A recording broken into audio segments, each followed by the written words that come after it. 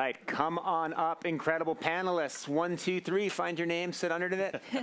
We have a great panel here today at a packed AI house. Duncan, Crabtree-Ireland, America's feistiest AI negotiator. How are you? Great, how are you? I'm doing great. Emi Kusan, an amazing AI artist. Matt Honan, media mogul. All right. We are going to talk about AI and identity. We're going to talk about what AI art means. We're going to talk about where this is going. We'll probably talk about copyright and the law. We'll talk about Duncan's fights.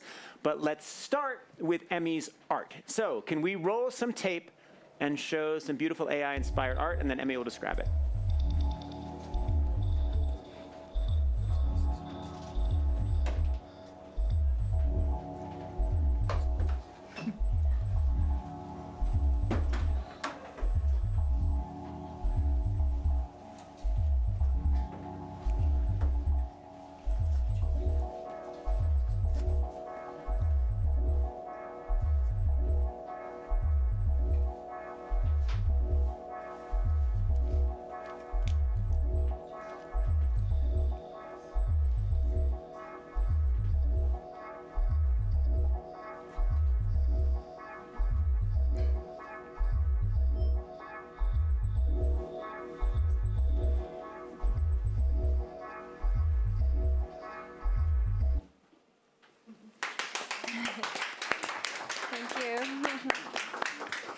All right, so how did you make that?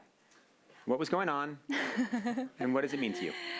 Okay. Hello, my name is Emi Kusano. I'm a Tokyo-based multidisciplinary artist collaborating with AI. So this work I created with my facial data. I'm making my self-portrait and also like video and photography with AI. But I've been making art since when I was very young. I've been a photographer when I was a teenage year and also a musician for 1 decade. So I've been always collaborating with camera, collaborating with music producer or remix instrument, and AI, like generative AI, is my new instrument. I'm collaborating. So yeah, this work I created with Midjourney. I made a data set on a style on a Midjourney, and I put it in a stable diffusion, and I generate them, and I upscale them with a magnific AI, and I morph them with Deforum and Luma. So yeah, there are so many tools. And what did that montage represent? Like, what does it mean? What were you showing? So this work is called Algorithm of Narcissus. So I got inspired by the Greek myth Narcissus. So like in this age, we have a mirror, like each different mirror created by a complicated algorithm.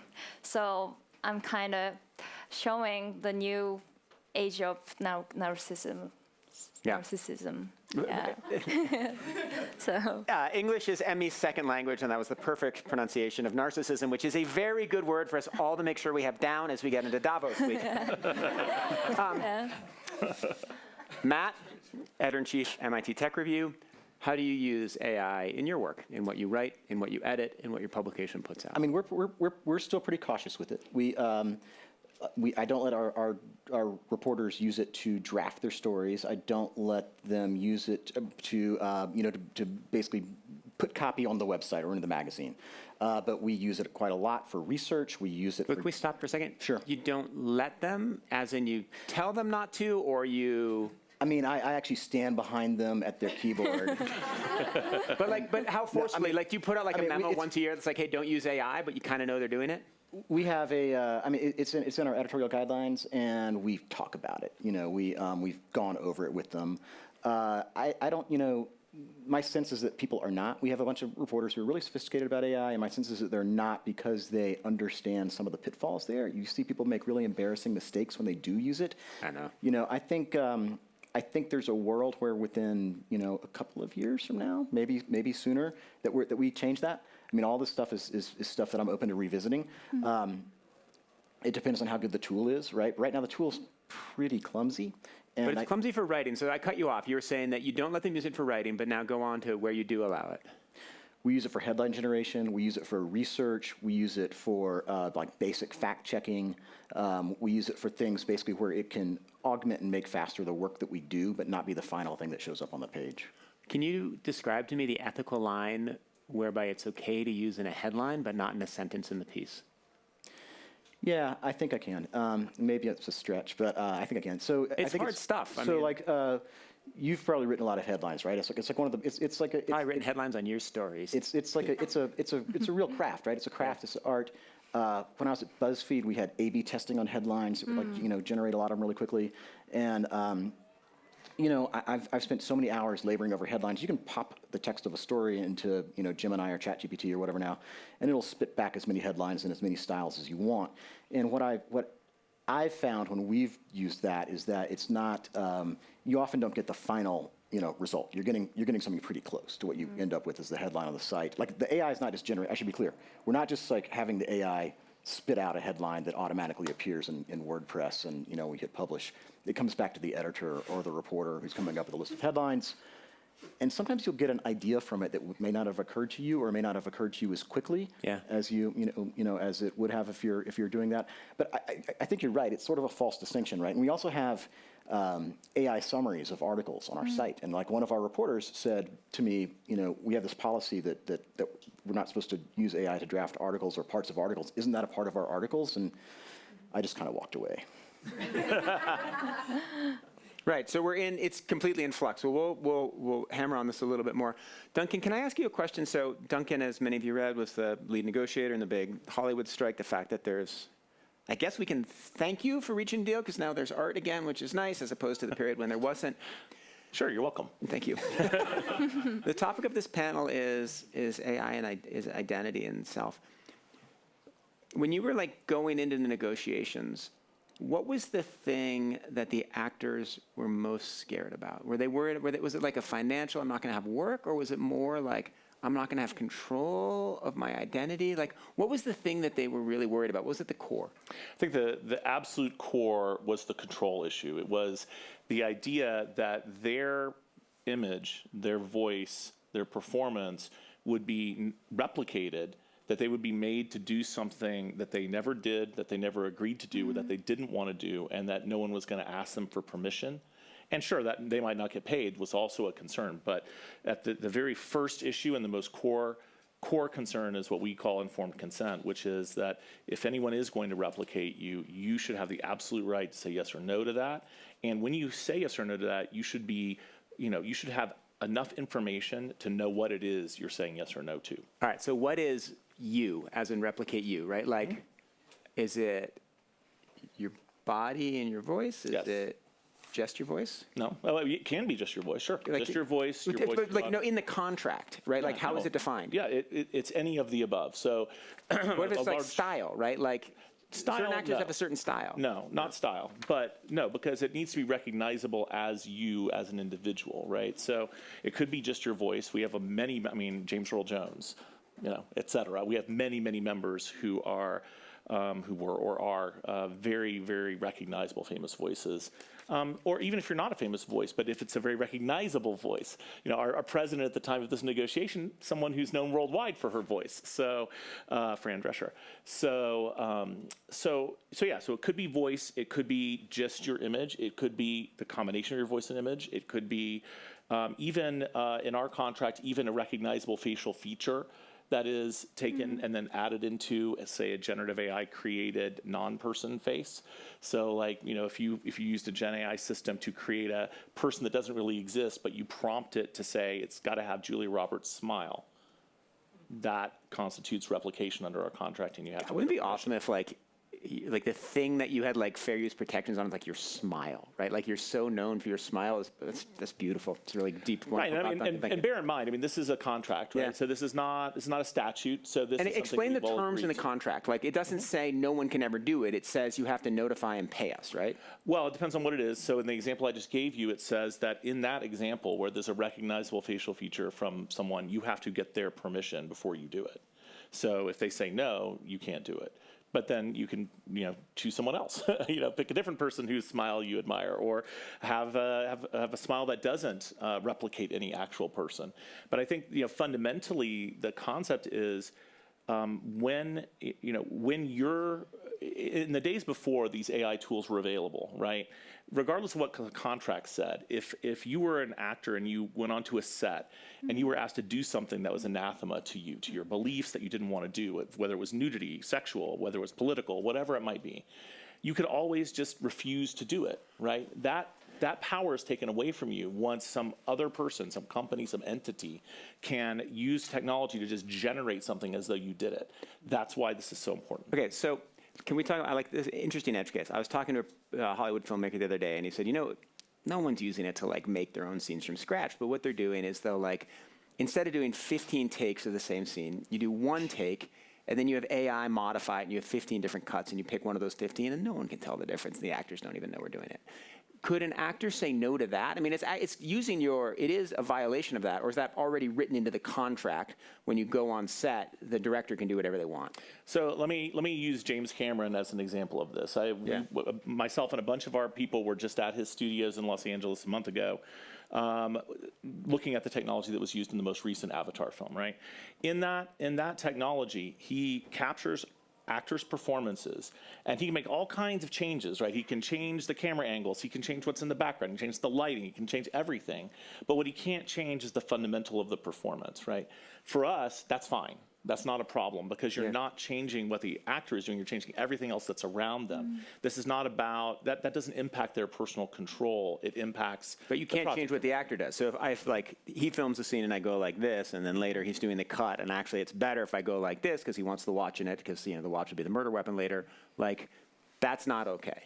Well, in that world, what he would do is he would put the watch on the other hand, right? I guess that's and that is okay. I mean, I should have had a better example. In our contract, we do allow for what we call digital alterations. Yeah. So there's a specific set of things that are carved out from this consent structure that are basically AI ways of doing what you could always do through traditional editing methods. So that could be things like fixing audio problems. It could be things like changing cosmetics. It could be things like, changing the color of someone's shirt. That kind of thing. Those are things that under our contract they're allowed to do without having to get consent for that. But once you start doing things like changing the movement, changing facial movements, changing what the performer is actually doing, that becomes a replication that requires consent, and that consent has to be, under the terms of our contract, reasonably specific description of the use. So they have to tell you what it is they're going to do, and then you can say yes or no to it. I mean, you did your AI art and you did it on your own face. Yes. Do you ever do it on someone else's face? And No. do you ever let anybody else do it on your face? Not yet. I only create non-existent people or me, and most of my work I put my data set to just adding this taste. So it's really hard to have a consistency, if you creating generative AI. I think making a model can be my artistry. So I usually use my face, but sometimes I got asked to do commission, but I've never done yet. And you do that for legal reasons? Clearly you have the right to do your face, or do you do it for artistic and ethical reasons? I use my face as a self-portrait exploring. So it's more like my self-study. But it was the first time I started using my face was when I got commissioned for the WWD Japan cover.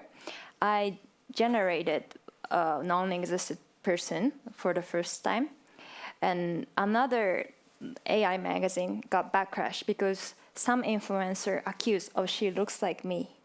So I was talking to the editor of the WWD, and maybe you should use your face. And okay, maybe that would be interesting. Then I made my model, and I got really into it. I'm very got used to be modeling physical modeling. So I'm a musician. I've been a music video. So I'm very get used to looking myself as on a stage.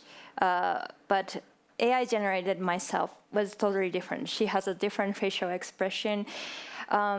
She looks like she's a material.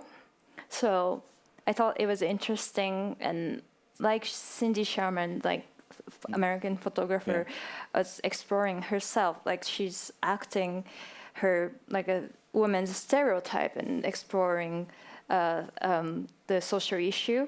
I want to do that kind of approach in 21st century. So I think the AI like generating self-portrait fits my approach as a contemporary art. Yeah. But mine is all like photography kind of output.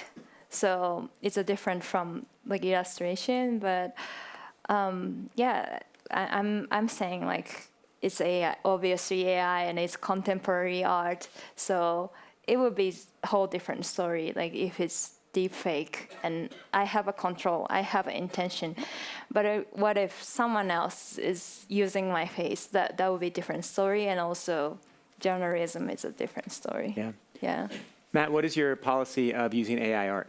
AI generated art, of any We kind? don't use it unless it's had the rights cleared. So I mean, and that's not an ethical view of mine. Like it's totally not an ethical view. I have no problem with AI generated art, but a lot of legal questions are out there right now about that. There's MIT has deep pockets, and you could see a world where someone might come after anybody who would publish something that was found. Wait, so you think that like if you assign an AI artist, hey, make a cool conceptual cover for us that represents this breakthrough in science, and they do it, and then you get sued because the model they used was based on stolen material or something? Possibly, yeah. And I think there's still too much Wild West out there about that legally to know. Emmy used an interesting word earlier. She talked about remix, right? And I think that when certainly the lawyers for Google or some of these other companies would tell you that what they're doing is sort of remixing, right? It's fair use. It's they've just trained on all this stuff. And when you look back at like I keep coming to sort of the parallels of like early hip hop stuff, and there was controversy over whether or not it was music, just in the way that there's controversy of whether or not some of the AI generated stuff is art today. There were also all kinds of legal questions about it, right? And you always hear like you could never make Paul's Boutique again today because of all the samples that were in it.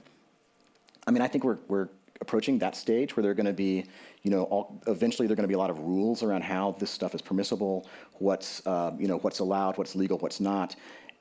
And I also think that artists are going to really learn how to create interesting, novel things with AI in ways, I mean, you're starting to see already, but it's going to become very mainstream. And then I think you're going to be in a world where there's stuff that's licensed and is fair use, and everybody sort of agrees that this is okay, and people get paid for it. And you're going to have completely unauthorized stuff that's sort of like the world of mixtapes or whatever, where you still can have like all kinds of samples and all kinds of things that are not, that where nobody's getting paid, but it's either small or it's underground enough, or it's just you don't know who's doing it, that it's not out there. Have you ever been moved by a piece of AI art? Like, if there was really beautiful AI art, you'd be tempted, right, to put it on the cover? Well, I mean, let me. So actually, let me just ask you that question. Have you ever been moved by AI art? I don't think I've ever been moved by AI art. Duncan, have you ever been moved by AI art? Not that I know of. I mean, the truth is, we don't always know. And I mean, besides what you just saw. I mean, obviously, that was beautiful. And, I've seen Emmy's art before, actually, because she and I have talked about these topics before in other places. But I guess what I would just say is, when you even say AI art, there's a whole range of things that could be, right? That could be anything from a photographer taking a photograph in a traditional way and then using Photoshop with AI tools to. Right, AI generate. Where AI is like the core. Talking about, if you mean something that's purely AI generated.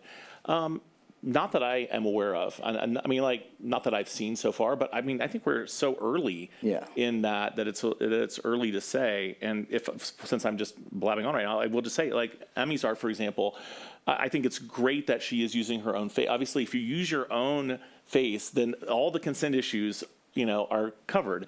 Then the only question to me becomes, if you use Midjourney or whatever, I think there is a real question about what all of these models have been trained on, and we shouldn't forget that. I understand the position that Matt just articulated that, this is just, remixing, although I will point out if we're in the music space, remixing under certain circumstances should trigger consent and compensation. But setting that aside, when somebody builds a commercial model, like a big commercial model that they are monetizing, and they do it on top of, decades of human creative work, I have a real problem with the idea that that's just free, fair use, just do it. It's not the same as taking your kid to a museum, them looking at famous paintings, and then, 5 years later, painting something. That's not the same thing. Well, this is an issue dear to my heart, but, Matt, who has MIT Tech Review sued over this? Who have we sued over this? Yeah. We haven't sued anybody over Why this. not? I'm sorry, I'm not sure. But who so do we sue? the argument that Duncan just laid out, right? Like these AI companies have built on all of this like copyrighted material, includes the entire archive of MIT Tech Review. We have not sued anyone. I mean, there are other media companies that have sued people. Sorry, I didn't quite follow you there at first. Like there are other companies that have sued people. And actually, I want to go back to your question a minute ago when you asked if I'd ever been moved by AI art. Like I think that like there's. My interpretation of that was like, have I ever sort of touched the sublime when I saw it? I've seen stuff that's really funny. Right, like there's somebody who's using Midjourney to make parodies of Mark Zuckerberg that are all over Instagram that are like creepy and weird and hilarious, right? And so, I mean, in Emmy's art, I'm sure if I spent enough time with it, I would find it sublime. But it's it's It is there's interesting, stuff like out there. humor as the first like really moving AI art form. It's a good point. Okay, can we go to the lawsuits? I want to stick for this a second. I'm going to come back to you, Duncan. Why have you not sued OpenAI, Anthropic? I mean, first of all, it's not. I mean, you're asking me personally. It's not in my control, and I think MIT has a different interest in seeing intellectual property and the way it works than a publication that's part of MIT might necessarily have. Right. Good point. Duncan, who have you sued? Well, we're typically not rights holders, right? So that is one of the unfortunate things. I mean, believe me, I'd love to sue more people, and I have no problem with That's that. the sense I got. And who knows? There might be some lawsuits coming. But, actors, for example, typically do not hold copyright in the projects they're in for various reasons we could go into. There are some of our music performers, especially singer-songwriters, who sometimes have those rights, but a lot of times they've transferred those rights to record labels, to publishing companies. So we, if we are ever suing someone, we're doing it on behalf of our members, and our members have to hold those rights for us to be. How did you feel about the OpenAI deal with Disney? So, I have complicated feelings about it. The one thing that I feel is I wish it hadn't happened quite so soon. My concern about it is sort of normalizing to the general public the idea that that's what should be happening is that we should have this technology deploying these characters that are so meaningful to so many people. I guess it's a little hard for me to articulate, but I do think it's going to worm its way into the collective consciousness, this idea, oh, well, if I can have Moana say this, or if I can, Now, I have to give them credit, and I do think this is because of a lot of the conversations we've had with both of these companies. Both of these companies called me before they publicly announced this, and they both said, we want to make sure you and your members know that these deals explicitly exclude any use of any human images or voices, including your members and anybody else. So none of that is licensed for training purposes or for replication purposes under this deal. Obviously, I was very happy to hear that, because that would be our first concern members would have is, what does it mean if somebody like Disney licenses OpenAI a whole bunch of their images, performances, voices, et cetera? Right. Matt, you mentioned that you laughed at the Mark Zuckerberg AI videos, right? Those are essentially deepfakes, right? Oh yeah, for sure. Yeah. And he's a public figure. Like, what is your line on who it's okay to deepfake and who it's not okay to deepfake? I mean, I think you should be able to deepfake billionaires. That's my line. No, I'm joking. Mackenzie? I'm kidding. Like I don't really think it's for me to say whether or not that's okay for Mark Zuckerberg to be deepfaked in such a way. I think personally, like I find it, my personal feeling on it is that things that are AI generated of another person, of another human being, that are purporting to be that other person or other human being, should make it clear that it's not actually them. Like, and that's I mean, that's not really enforceable. That's just sort of an ethical feeling that I have. I don't know. Have you ever been taken by a deepfake? I mean, I think I was for the first time last week, and it's like a crummy feeling. It's like a bad feeling. You feel deceived and sort of like, oh my God, I can't believe that I'm not smart enough to understand that. And I don't know. I think that people ought to be able to do what they want to do in terms of parody, as long as it's labeled. So we're in this funny moment right now, and by the way, the audience questions in about 10 minutes or so, so get your questions prepared. We're in this funny moment where you can maybe a little bit tell the deepfakes, right? But that's not going to be true in, 6 months, a year? So what happens, you're an expert on social media, you've written some of the best pieces I've ever read on social media. What is social media going to be like in 2 years? Well, last week I was taken by a video that was purported to be an ICE video, and I'm really glad I didn't retweet it or anything like that. But you're going through an endless scroll of just horror after horror, and then there was a really funny one, about ICE agents raiding this Italian deli, and it was in hindsight it was very obvious that it was not real. But you're moving quickly. You're seeing all these other things that seem legit, and that's to me that's the scary thing is when you're talking about news events, when you're talking about things that are more important. I know that Mark Zuckerberg is not actually standing over somebody's bed staring at them or whatever is in these videos. Well, metaphorically, but when that stuff is injected mainstream into an audience where people are outraged and uncritically, going through a lot of stuff at once, I think that's very dangerous. I mean, it's definitely very dangerous. Is it inevitable? Yeah, I think so. Right. Just straight up. I think it's. We can get all the good coming. people in AI house, and we can all think about the solutions. We can get the legal solutions, and we can sue the right people, and we can put on the watermarks. But social media, you're not going to have any idea what is real. There are people talking about chain of custody things and trying to figure out ways that you can, there's already all kinds of watermarking. But I think the real world, at least short term, at least midterm, short to midterm, is that we're going to see a lot more of this, and it's going to have profound effects. Before we have the kind of guardrails that we need in order to put the brakes on it. I mean, is the view from Japan any different on deepfakes? Before saying about Japan, but I also have a question, how do we end up this clickbait society? It's all about clickbait, and attention economy makes worse, and I'm very scared of fake news, the AI generated fake news, but because many people want attention, Yep. Matt, you want to answer that? You've written a lot about it. I mean, she's correct. I think people do stuff for attention, and they do stuff for attention. They do stuff for provocation, and I think that ChatGPT's brought in a bunch of former Facebook people who are all about being able to maintain attention. I mean, we live in the era where that's just the most valuable commodity to a lot of people, and so people are going to try to exploit it.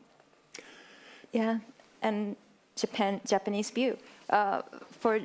In Japan, actually, many people are really optimistic about AI, and some people think, I think because of the Japanese spirituality, we believe in Shintoism, which is animism. We believe every object have a holy ghost. So we draw a picture of a robot, very a cute form.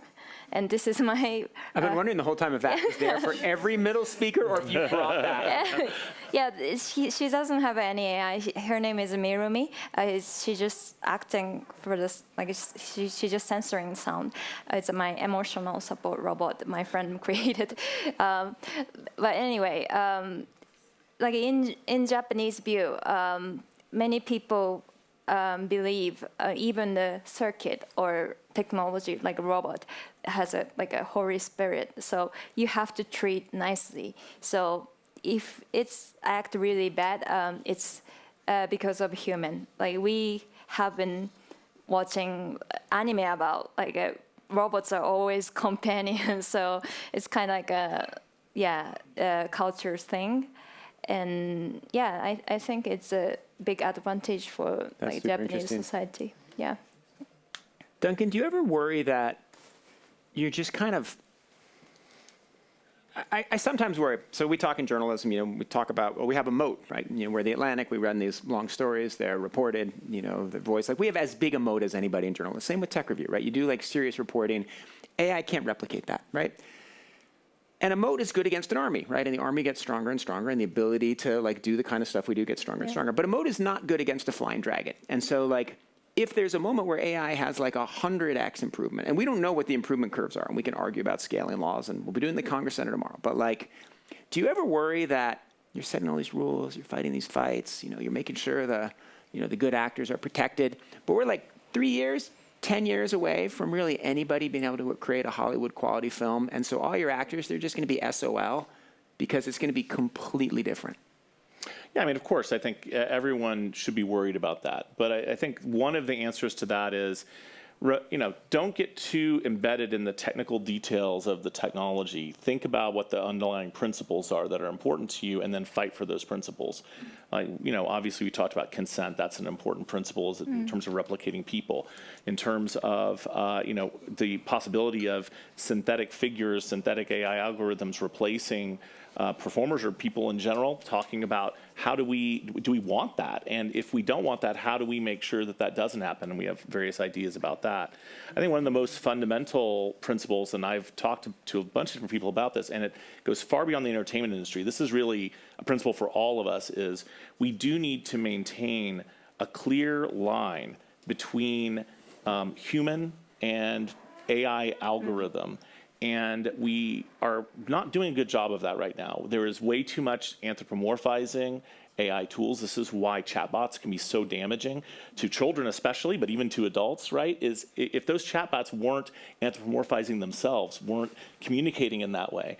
I was just listening to a podcast with a very eminent scholar in this area who was talking about there is no reason we need to make robots for the home that look like people. Right? They don't need to look like people in order to carry out the functions that they're designed to do. So why are we doing that? And the answer has a lot to do with economics, has a lot to do with marketing and things like that. But these are conscious decisions. We can choose to do something different. So maybe we should do that. Yeah, my wife left me for an AI chatbot. Just kidding. That will be an Atlantic story, like 2 or 3 years from now, full-length story about that happening. I'm going to ask you all what progress will be. Before I do that, what did you think of the Tilly Norwood episode, and what does that augur? So I think it's and first explain it to. Oh, right. So if anyone doesn't know, there is this AI algorithmic figure that some like to use anthropomorphic terms to describe that I won't, but that was named by its creator, Tilly Norwood, which is this sort of AI algorithmic performance that could be licensed. I mean, that's how I would describe it. The way someone else would describe it is an AI actor, right? But I think this is what's so crucial about it, is to remember, like, that's the wrong way to think about it. If you think about this thing that you see on screen and you think in your head, you're programmed to think that's a person because it looks like a person. But this person doesn't have any history, doesn't have any life. This person is whatever a team of 40 programmers decide this person is, and that can change tomorrow or it can change, at any point. But why not let the market win, right? Like, why not, Oh, the market inevitably will win, but Tilly Norwood's, why not let Tilly Norwood's exist in Hollywood? And if you make a movie with Tilly Norwood and the audience likes her and actually thinks she's better, charisma with Robert De Niro than whoever woman was cast with her. Right. Nothing is going to stop that, right? Well, aren't you going to stop that? Well, I would love to stop that, but it's not going to stop that, right? Because even if I can stop that with the studios, wait, refresh. You're trying to stop it, but you're going to lose. No, what I'm trying to do is I'm trying to make the playing field on an economic level fair and even, right? So my theory is this. My theory is if I can make sure that it costs the same amount of money to use a synthetic algorithmic performance or a human performance, that the human performance is going to win. So drive down the price of the humans is what you're doing. No, drive up the price of the synthetics is what I'm trying to do. But why do I think that? Because, when you think about you asked us earlier, have we been moved by any type of AI art? What I would challenge you to think about is a truly, inspiring, unique, creative performance that's been generated by a generative AI system. I haven't seen that. Could it ever happen? Maybe someday it could happen. I don't think it will be the norm, because the nature of generative AI systems is to take everything they've been trained on and replicate it, right? They do not have the spark of insanity, of craziness, or as a human writer wrote on a picket sign during the strike, the writer's strike that happened at the same time as ours, ChatGPT does not have childhood trauma. So, that's a reality. But it does cause it. It causes it. But that's what helps create art. And so, this is a fascinating argument, because if I get this correct, what you're saying is that if there is a fair market competition and there are a bunch of people using AI artists and a bunch of people using human artists, the AI artists might win, not because they'll be as good, but because they'll be cheaper.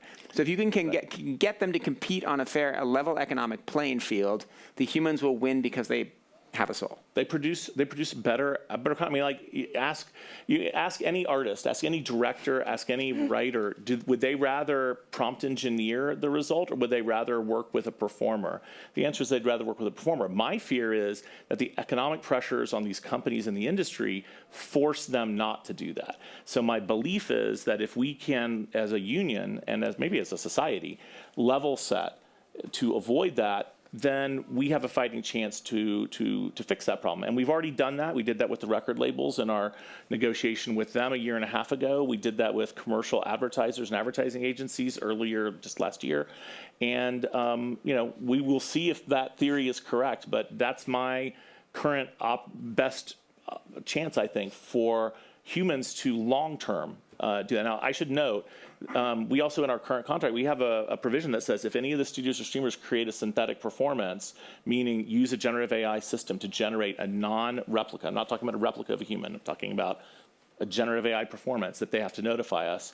That provision went into effect 2.5 years ago when that contract was reached, and as of today, we have received 0 notices of any company doing that. So the pace of that happening is a lot slower than I feared it would be, and I hope it stays slow, because I think that gives us all time to figure out how to address it. Matt, do you A, have sympathy with Duncan's argument, and B, do you think he's going to win in a 5 to 10 year horizon, or do you think he's cooked? I have a lot of sympathy for his argument, and I also think that he's slow boiling. Yeah, I mean, I think a lot of this stuff is sort of inevitable. I mean, I don't mean to sound, negative here. I think I've just be realistic. I think don't BS. Just say what you think. Yeah, I mean, I think there's a lot of stuff that's sort of inevitable. I think the price is going to come down of synthetic humans. I think synthetic humans are getting better and better. I mean, I don't know if you've seen the stuff Synthesia is doing, which is where they have all the motion capture things. It's crazy how quickly this stuff is happening. And, I'm completely sympathetic to your argument, and also think that maybe I share your fear when you talk about your long-term fear. Okay. We're going to go to audience questions in just a couple minutes, but just say quickly, like, one thing you hope happens in the next year on this issue of identity, rights, synthetic humans. I'll go to the deepfakes thing. I hope that the platforms that distribute them can do far better job identifying and flagging deepfakes. That would be great. Yeah. Emmy? For me, even if you use generative AI, it's all about humans' intention is very important. AI is just a tool. So I think in a couple of years, we are discussing more about what is meant to be human, and also like a physicality will be more value. I think AI-generated creation and human-created creation, like, it can be coexisted, and I think it's important to label if it's created with AI. And also, I think I will add Duncan's conversation. There's an aesthetic that human cannot replicate. The machine has a machine aesthetic, and which I adore. So I use like all the stable diffusion I adore the machine likeness. So there's so many conversation, but like photography never killed the painter. So I think we should coexist. That's my opinion. Yeah. I think the number one thing I'd like to see happen in the next year is for U.S. Congress to pass the No Fakes Act and see it signed into law. This is the law which would be a first, I think, in its type, to give all of us an intellectual property right in our image, likeness, and voice, so that there is actually legal underpinning. We don't have in the U.S. There's an argument about moral rights in Europe and other places that can maybe make this sort of argument, but I want there to be very clear, explicit right for all of us to control the use of our own faces, voices, and likenesses, and when others violate that, to have a remedy for it, explicitly including platform responsibility to take down, through notice and take down, that type of stuff. So that would be the end of the Mark Zuckerberg deepfakes? Probably not, because there's an exception for parody. There's an exception for First Amendment under this, right? And my concern with deepfakes is not things that people can clearly know and understand is not that person. My concern is when that's not so clear. And that's speaking as someone who have, myself, been deepfaked. During our contract ratification vote 2.5 years ago, someone made a deepfake video of me saying false things about our contract to try and convince our members to vote against it. Tens of thousands of people saw that video on Instagram before they took it down. I have no way to know how much of an impact that had on the result of that vote. Thankfully, it was still approved. But that type of thing, we should all be. And to what Matt said, I feel like every time I see something on social media now, I have to really scrutinize it. I mean, and it can be things that matter. It can be things like, medical people talking about diseases. It could be, I heard one last week about it where a very prominent astrophysicist was talking about, was deepfaked, validating some weird conspiracy theory about one of the 3i Atlas or something like that. I mean, these are things that can cause real problems in society, and we got to get a handle on. Totally. We just need to rely on America's Health and Human Services Department to just set everybody straight. That's where the solution will come from, I'm sure. Everybody at the same time. Yeah. Okay, so we're going to go in the black hat right here. Right? Yes, you.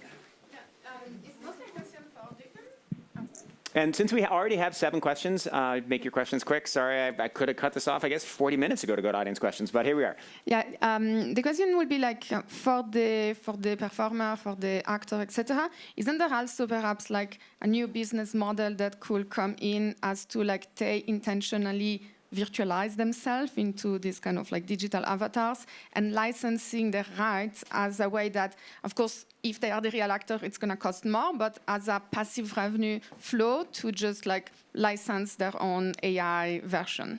Yes, and we allow for that. We recognize that as a legitimate thing for people to do.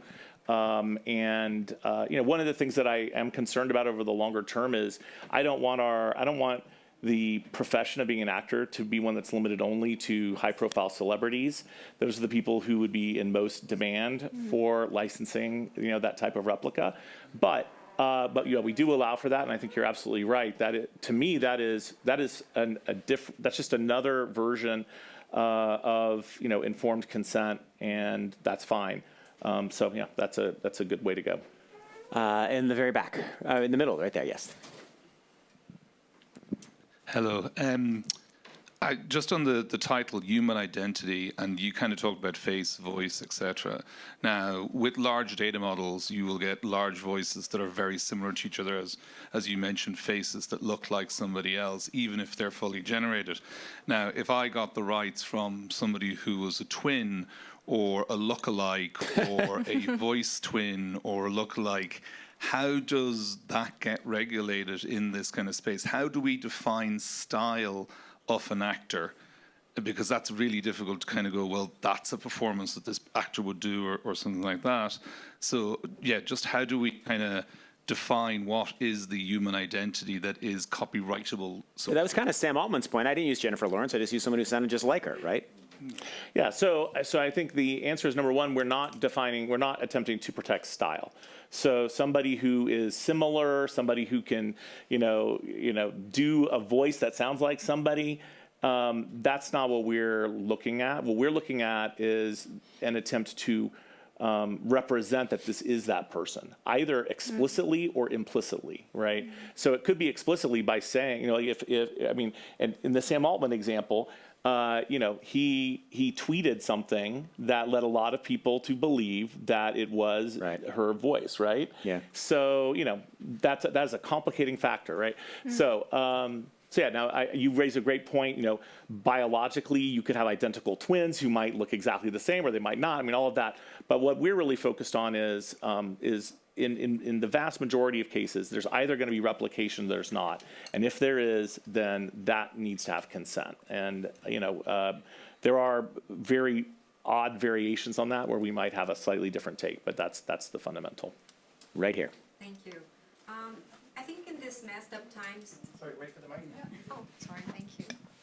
I think in this messed up times, we will need a lot of education to educate people, especially when I look at my parents, how they get deluded by deepfakes. And what I've been seeing lately is that a lot of influencers using deepfakes videos to try to show people how deepfake works well. But they end up creating the coolest videos. So I think it backlashes. They use like nano banana and this, all this cute little tools that we have. And in the end, when you see the comments, people are asking like, what tool is this? I need to use this. So aren't we just like the doing the opposite instead of teaching people how to? Matt, you want to take that? I mean, well, to your point, I know that there are a lot of people who just sort of refused on principle to use Sora. Like they were like, I'm not going to use Sora. I'm not going to put my likeness there. I tried it out. I did. I mean, I thought it was. I thought it was interesting, but not great. But there are people who are standing on principle like that, and should influencers be standing on principle about stuff? It can be hard enough to get them to stand on principle to not like go promote a place with horrible labor conditions somewhere. That I think it's probably asking much that they wouldn't participate in something that helps elevate their profile. Right here on the left. And then the gentleman next to her on the right. Do you think we're ever going to get to a place, maybe in the foreseeable future, where real content is labeled so that people can see the difference between what's real and what's It's like organic, right? And if so, what is going to drive that adoption? Well, I mean, yeah, I think we will get there at least somewhat. And let's remember, not everything is binary. It's not necessarily we either get there or we don't get there. We may get partially there. But just a few weeks ago, the governor of the state of New York in the United States was signing a bill that was the first of its type in our country that requires that when an advertisement contains an artificially generated human performance, that is labeled as such, so that if you are on the receiving end of a marketing pitch, you know whether it's actually a person making that pitch to you or an algorithm. And I think that is probably the first example of that. I think a lot more of that to come. And I really don't see the harm in it. In fact, I see a huge benefit from us understanding, because it helps us, again, maintain that line between humanity and AI algorithm. And what Emmy said is fine. I mean, I don't disagree with what she said. There are valid uses, and artists may prefer to use this technology, but that doesn't mean we should blur the lines between it. Right. So we're actively involved in the C2PA standard, I'm sure you know. Absolutely. And Thank you. There's been traction, but it's still, there isn't as much adoption as there should be. Yeah, I mean, we should all, in my opinion, we should all be working to help further that. Sorry, what was the standard? C2PA.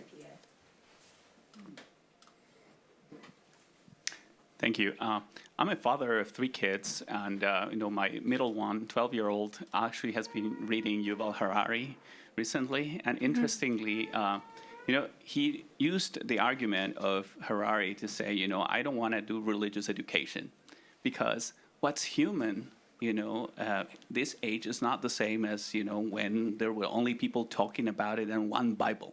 Then we have many Bibles. Everybody could write their own version of reality, and you could believe in them or not. And today, we have, say, the age of memes and deepfakes. But, tomorrow it will be the age of, say, synthetic worlds and robotics friends. And he's now generating Gen AI games that people are playing by the thousands. And I find that inspiring, the least I have to say. Try making Yuval cry, but I'm glad it's inspiring. I mean, just as a man who's quite critical of AI, but I completely see your son's argument, your child's argument. That's amazing. Is our Hefe want to ask a question? Let's do it. Sorry, I was very keen to ask this question. Yeah. So to go back to the original foundation of this topic, what is really being human. I was wondering, very hypothetically, do you think there's a chance that this, like, since like it's inevitable, like the social media, the deepfakes are inevitable, they're gonna come, technology is only getting better. Do you think there's a way that our survival instinct comes in as humans, like how do we protect our humanity, and maybe identify it as it's something different than just voice and face, but maybe as something much more deeper, like we all tend to go to spirituality or something, that maybe it will rethink also a way for us to, what it means for us to be human still? Can I answer this question? After I started creating with AI, as an artist, I always thinking about my identity, like being an Asian, being a Japanese, being a woman, being a mom. But I'm also started thinking about being a human. I only live 100 years. I think people will still moved by the story of the human who has a limit of the life. That's immortality is something I'm thinking about. Yeah. Or are we going to end up, actually living in the Dune version of events where there's a full revolution against the thinking machines? So I guess we'll find out. My gosh, right here. Right behind Lauren. Hi, folks. This has been a wonderful panel, first off. Thank you. Thank you. I work in education, and one of the things that we've seen that's very interesting is if I'm trying to learn about Shakespeare, to have Shakespeare's avatar talk to me suddenly makes Shakespeare a lot more interesting, and we have seen that children engage with that a lot more, or, physics, or things that were perhaps not the most palatable to the typical 10-year-old become really exciting. What's your view on that? Because it is using the human packaging and using that delivery vehicle to more effectively transport ideas and information, and children are learning better. Indeed, as a maker of some of these things, I also worry about the relationship formation that is occurring. So curious about your views on this. Can I answer this? I am mother, and also I have ADHD. I've been constantly doing like lots of things, photography, music, but I'm never good at anything. I was good at a little bit of everything.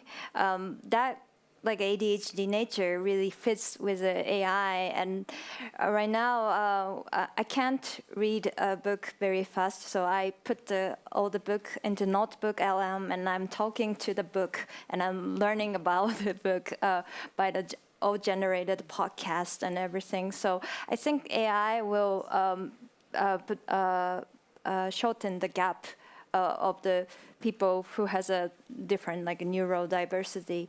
And my sons are also playing with AI to like creating story, and my eldest one is also making an app, and I think it's really amazing. He's really into coding, but coding is really hard sometimes. Like when you make one mistake, it doesn't work out. But he's coding with a ChatGPT, and that allows him to create a new thing. And yeah, but I also as a mom, like I keep telling children, this is not human. This is machine. So they treat like a dog, or it's like a pet.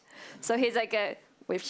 So I think that relationship is healthy. So we are like a first generation, like living in a alien called AI. So I think the coexisting alien is Can I have one thing about like historical figures, public figures? So my grandfather was a semi-public figure, Paul Nitze, the arms controller, and somebody made an AI bot. And you would ask it questions like, what would Paul Nitze think of Russia's invasion of Ukraine? And what I realized while looking at these questions is he had a lot of different opinions. When he was 40, when he was 50, when he was inside of government, when he was outside of government, he was basically, helped create America's Cold War policy and then ended up a pacifist. So if you just ask, what would Paul Nitze think of Russia's invasion of Ukraine? You have no idea, right? Because you would have to get him on a particular day in a particular mood with a particular president. And maybe at some point there'll be an AI model that's sophisticated enough, but I felt like it was like fundamentally misleading, and like I almost felt violated watching it. You know, I felt like the family's historic memory was a little bit violated, because it was taking a complex life and not just compressing it the way AI compresses everything, but like compressing it into like a temporal way that was hard. I'm so glad you said that, because I think that, you know, it also raises the concern. I mean, with Shakespeare, maybe that's fine for teaching on literature or something like that, but, you know, there's a world where there are some objective facts, and I get worried about a scenario where basically we now take historical figures and we, you know, either selectively or even comprehensively load their thinking into an AI system, and now we're listening to that AI system deliver what that person would have said, which is, it's entirely speculative, and yet it's being presented as though, and I think people will hear it and believe it as though it's real. And like losing track of what's real is a problem in our society. I don't think we should foster it. And if there's any hope, I will say, not with Shakespeare, and maybe this is more so with recent people, but in Los Angeles at an entertainment convention, they had a replica of Stan Lee, and they made it available for people to pay, I don't know, $20 or $30 to come and have a 5-minute conversation with Stan Lee, and it was very poorly received by fans. Fans were like, "This is creepy. This doesn't feel right. There's something wrong about this." Maybe it's a little bit of the uncanny valley still happening, or what it is, but I was slightly encouraged by that fact. All right, speaking of realness, speaking of facts, we're done. Thank you so much. Amazing audience, amazing panel.